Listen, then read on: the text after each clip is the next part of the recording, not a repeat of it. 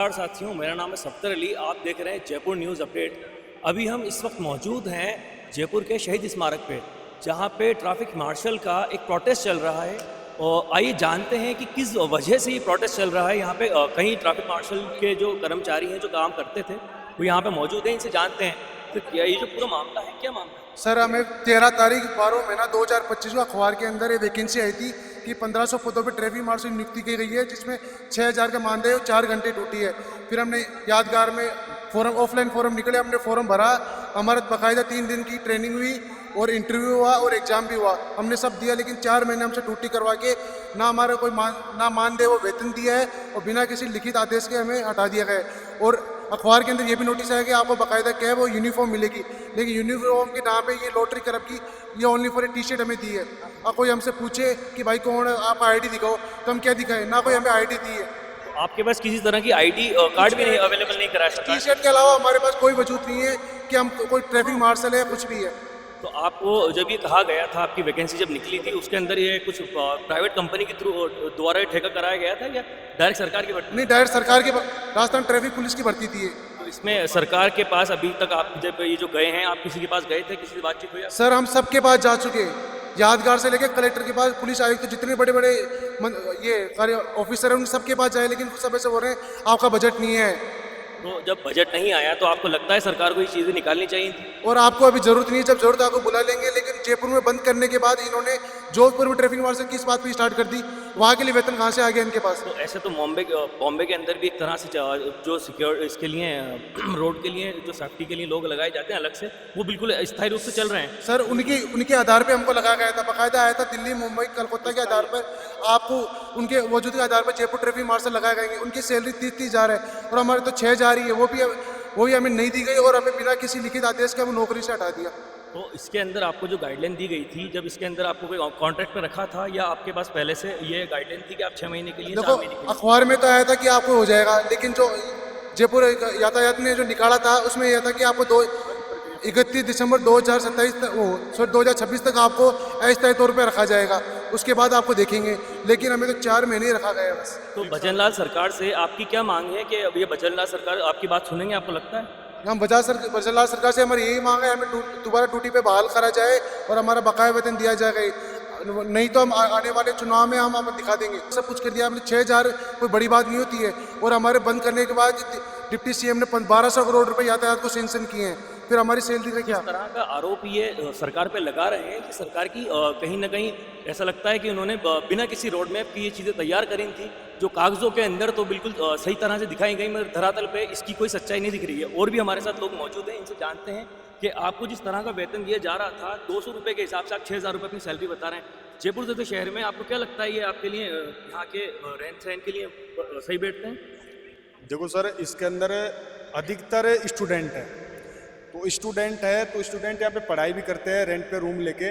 तो कहीं ना कहीं इसके अंदर ये भी सोचे स्टूडेंट की हमारे को पढ़ाई के अंदर थोड़ा हेल्प हो जाएगा। 6000 रुपये स्टूडेंट के लिए बहुत होते हैं।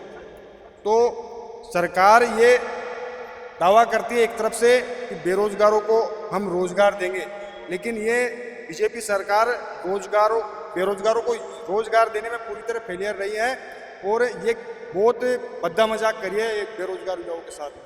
तो जब आपके लिए जब ये सरकार ने निकाल दिया था आपको 4 महीने के लिए, आपकी ऐसी कोई गाइडलाइन नहीं थी, आपको ये था कि आप एक तरह से 6 महीने के लिए नहीं, साल भर के लिए नहीं, जब तक जो यातायात मार्शल है ये आप कहाँ यहाँ पे काम करेंगे।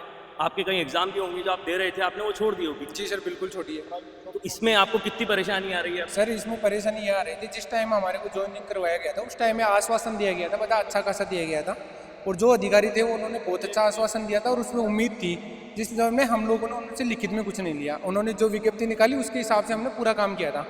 उसके बाद अचानक से 4 महीने तक हमने लोगों ने ड्यूटी की, जीरो बैलेंस में हमने ड्यूटी की। वो बोले आपका बजट जैसे ही पास होगा आपकी सैलरी डाल दी जाएगी। 4 महीने तक हमने काम किया, उसके बाद अचानक से हमारे पास कोई मैसेज नहीं उस चीज़ का। वो अपने पुलिस वालों के साथ में साथियों को मैसेज करके बोलते हैं कि इन लोगों को आने के लिए मना कर दो। 1-2 दिन जैसे गए और उन लोगों ने बिल्कुल मना कर दिया। उसके बाद में तो ऐसे बदतमीजी करने लगे कि भाई आप लोग नहीं आ सकते।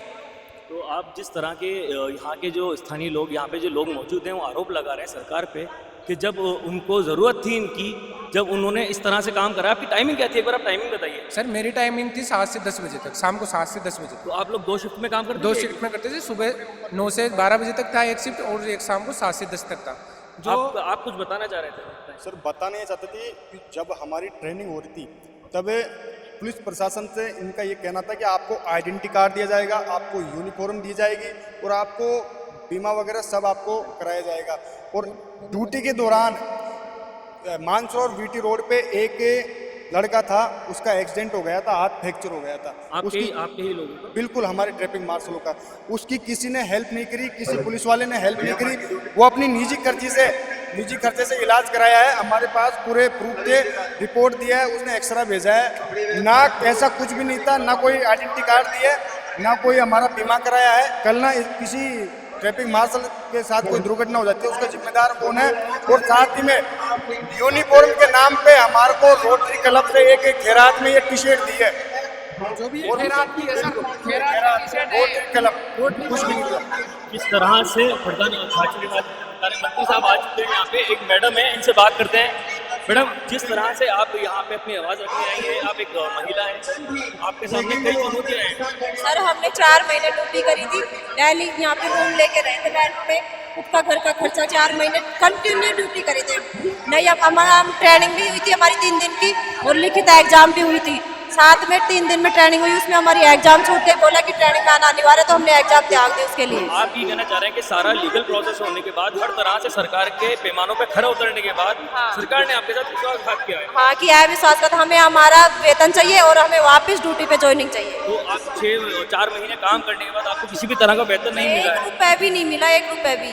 खुद खर्चा किया है खुद से। इसमें आपका यहाँ का रहना सहना, आपका जो खर्चा है हाँ वो हम खुद करे हैं। आपने खुद कराया।